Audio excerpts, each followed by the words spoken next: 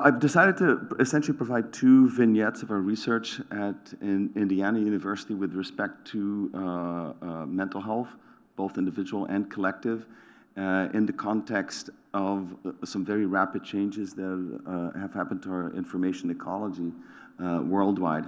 I want to lead off with just sort of framing the problem here of the notion of internalizing disorders. I don't think everybody's fully aware of the amazing toll that is inflicted on our society by internalizing disorders such as depression and anxiety. I mean, the lifetime prevalence is actually quite high at 16.2%. That means that if you've got a room like this with 100 people, about 16 of them will, at some point in their lifespan, be clinically depressed. Depression is not feeling a little sad. It's a very dangerous disorder. It's the leading contributor to the burden of disability worldwide, according to the WHO. So it's a serious problem that's been affecting our populations worldwide. But in addition to that, recent research is showing that our young and adolescents are increasingly affected, surprisingly, by internalizing disorders. The prevalence has increased quite rapidly over the past decade.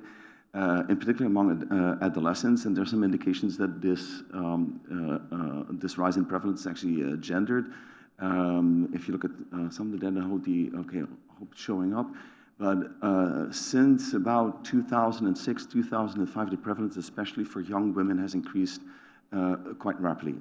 These are very concerning trends, and they're also surprising, given that our youth and our adolescents are much healthier. They live much cleaner lives, they party less, they use less drugs, they smoke less, the number of teenage pregnancy has increased, drug use has decreased, but the number of suicides, the prevalence of self-harm, depression and anxiety, all of that have increased quite rapidly over the past decade. The one thing that is, and of course correlation does not prove causation, but then again very little proves causation if you think about it, but the one defining feature of our adolescents and young are their almost constant use of social media. We're talking about 24/7. It's actually difficult to measure sort of a gradient in the amount of social media use in this cohort, simply because they're online almost constantly. They're very heavy social media users, and of course that raises the question, does that social media use, being online, to that degree have anything to do with this rather ironic and surprising rise in the prevalence of internalizing disorders? And so it leads to the question of social media and well-being, and the picture is actually quite bad. There's been quite a bit of research, including controlled double-blind experiments, showing that using social media is harmful to well-being, in particular for our young and adolescents. I want to point to Jonathan Haidt, who's actually has a great Substack on the matter, where he sort of collects all of the evidence available today showing that social media is effectively harmful. Now, of course, the reality is of course more complex than just saying that it is harmful. We're sure that a lot depends on age, patterns of use, etc. But overall, I think it's safe to say that there's a scientific consensus that social media is harmful to well-being. In our own work at Indiana, we've done surveys over the past 4 or 5 years of all incoming freshmen, and that has provided us with data on about 7,000 of our youngest students coming in who take a battery of mental health surveys, and also self-report their social media use. In addition to that, we ask for access to their social media records, which provides us with a longitudinal record of everything they've been doing online, and that helps us to study, perhaps in more detail, how their social media use might affect their mental health. But in fact, we recently got a sizable NIH grant to study this. It actually starts off with the title starts off with the hashtag everything sucks, because we're specifically looking at the role of cognitive distortion, sort of thinking patterns, and I'll discuss later, in mediating this potential relationship between social media content and internalizing disorders in youth.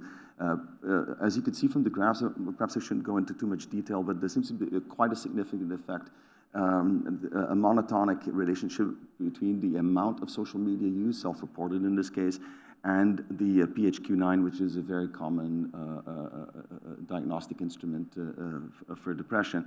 In fact, if you look at the graph on the left, you can see that for someone who doesn't use social media at all or less than an hour a week, there's no clinical indications of depression. When we go up to like 4 and more hours a week, we can clearly see a statistically significant increase in depressive symptoms. Again, this is very worrying and something that we should all be concerned about. Now, the question here, however, is why would social media be harmful to mental health?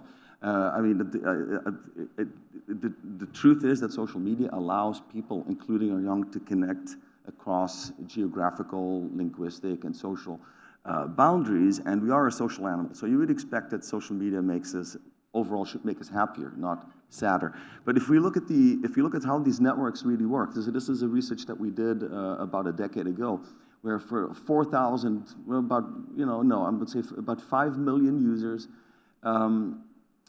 we collected about 129 million tweets.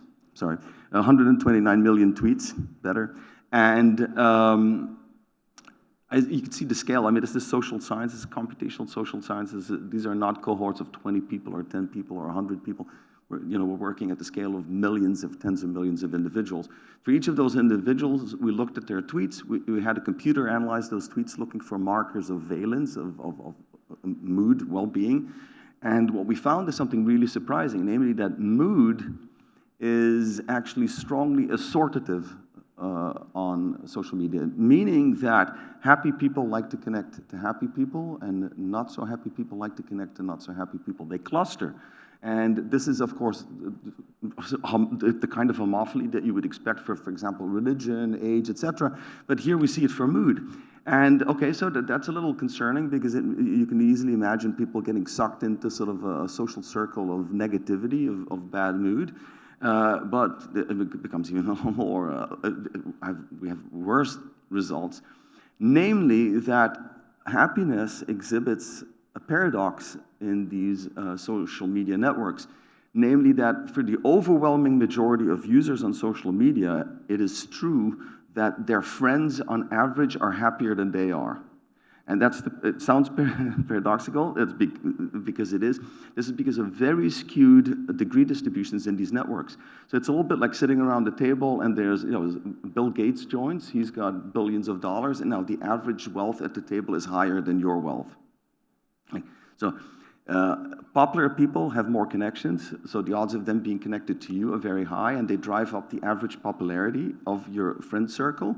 But happiness is also correlated to popularity, and therefore we find a happiness paradox. So not only do people cluster by mood, so negative people cluster with negative people, positive people cluster with negative people, among people with a negative disposition online that are connected to other people with negative disposition online, it's still true that on average their friends are happier than they are.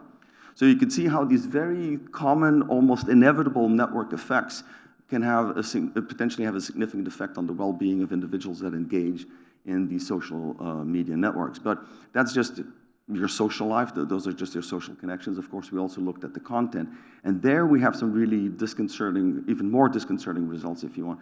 I don't know whether anybody here has ever taken cognitive behavioral therapy. That's one of the sort of gold standard treatments for depression and anxiety. One of the tenets of cognitive behavioral therapy is that to degree our cognitive disposition, the way that we think about ourselves, others, and the world, can have an effect on our emotions and our behavior and cause a feedback loop, a negative feedback loop that may be involved in the development of internalizing disorders such as depression. Now, these cognitive distortions, when you see them, they're very recognizable. They occur in the speech, in the language of people that are afflicted with depression. They look kind of like this. I don't know whether this is readable, but generally we distinguish about 12 categories of cognitive distortions. For example, overgeneralizing, sort of nobody ever cares for me. Nobody will ever love me. All of my friends hate me. I will never amount to anything. I am the biggest loser that ever existed. The last one was an example of labeling and mislabeling. And even though this sounds funny, because we obviously know that, yes, someone will eventually love you, and no, the exam will not be a complete disaster that destroys your existence.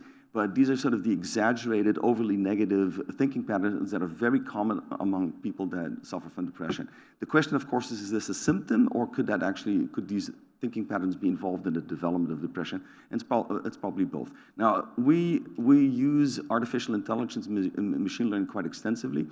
And these cognitive distortions can be detected in online language. For example, we can take a tweet and then ask the computer, is this content expressing a cognitive distortion? Okay, bear with me for a second. I can see your faces kind of going numb.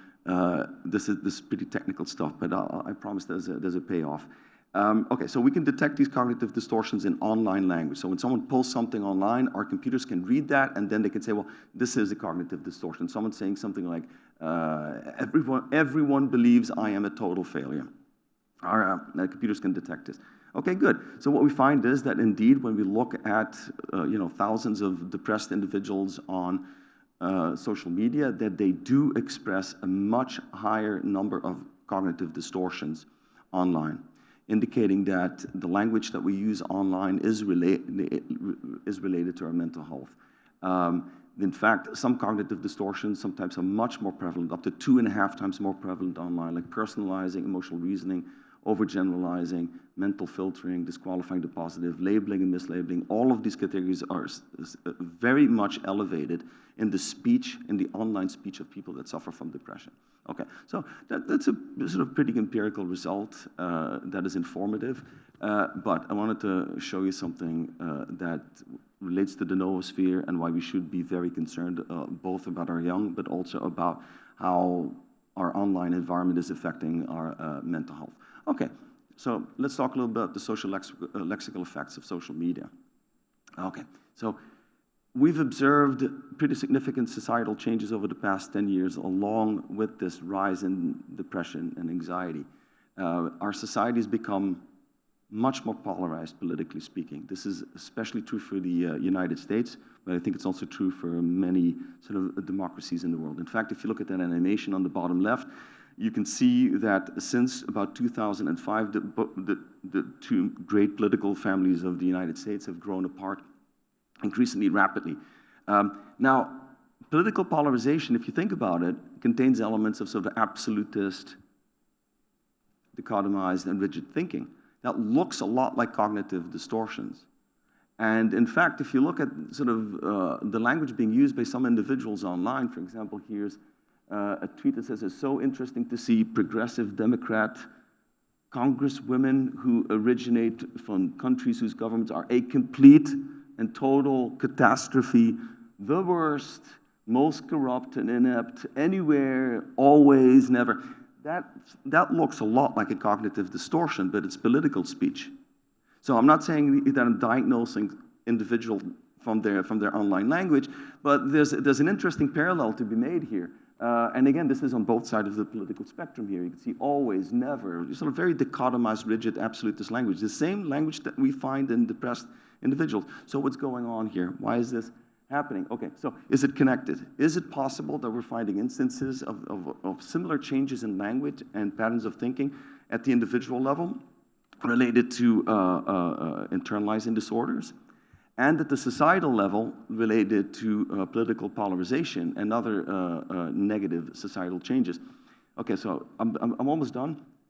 I'm going to show you something and when I saw these graphs, it scared the bejeebus out of me, honestly. Okay, so hold on. So what we did, Google has actually scanned about 6% of all books published in the history of humanity. That's a lot. That's a lot of books. Their collection starts in the 15th century and goes all the way up to the present. They've done this for American English, British English, Spanish, German, French, etc., for a whole bunch of languages. We looked in books published in American English, Spanish, and German, and then scanned all of those books, the content of all of those books, for markers of cognitive distortions. Now, people have been depressed. They were depressed in the 15th century. They were depressed in the 19th century. This is a very common human experience. there's no reason to believe that cognitive distortions in book language would change, right? So we looked at this, and this is what we found. And so there's three lines here, the three different colors. One of them, the blue one, corresponds to English since the year 1895. The orange one to Spanish, and the green one in particular I want you to look at corresponds to German books. And this is the prevalence of cognitive distortions expressed in these books over the years, and it's a time series. And as you can see for English, that's the blue line, you can see a decline since the year 1895, all the way down to about the 1990s. So cognitive distortions were becoming significantly less prevalent in books published in the English language until the 1990s. And since the 1990s, we've seen about a 2 standard deviation increase from that low point of the amount of cognitive distortions expressed in the English language as observed in these books. We see the same more or less for Spanish in Germany, namely since the 1990s and the 2000s, we see a very rapid increase of cognitive distortions in these books. But let's look at German for a second, which is mostly flat for about a century. You see that big spike in the 1930s, 1940s? This is the language of fascism. This is the language of National Socialism. You know, think about it in terms of cognitive distortion. They think that we will never, but we will always, you know, that kind of rigid, absolutist, polarized thinking that we find in people suffering from internalizing disorders has an interesting parallel to the language of fascism. In fact, Victor Klemperer, in his book Lingua Tertii Imperii, Language of the Third Reich, actually provides a very sort of quite detailed observation of the changes in the German language under the dominance of the National Socialists and the Fascists. You could see how after the 1940s, the number of cognitive distortions collapsed back to their historical mean, continued on at a relatively sort of baseline level, but then in German as well in the late 1990s, early 2000s, we see a tremendous increase of a similar type of language. What this points to, as far as I'm concerned, is sort of a very dangerous development that has broad, pervasive effects in our language, but also in how we think. And the question is, why would that be the case? Of course, the 2000s and 2005 are associated with the introduction of smartphones, social media, etc. And we do see an acceleration at about that time in our graphs. In fact, you can say, well, is this really connected to polarization? Well, we actually looked at people tweeting about the 2016 election, and I looked at those tweets, and again, we find that the greater the degree of polarization, political polarization in those tweets, the greater the number of cognitive distortions in the language of individuals that have posted these tweets. And this is for 100,000 users, so these are really broad, very pervasive effects. So something wicked is going on. Something wicked is going on, probably driven by social media and our online environments that is having effects on the way that we think about others, ourselves, and the world, how we express those thoughts. And those changes seem to be strongly related to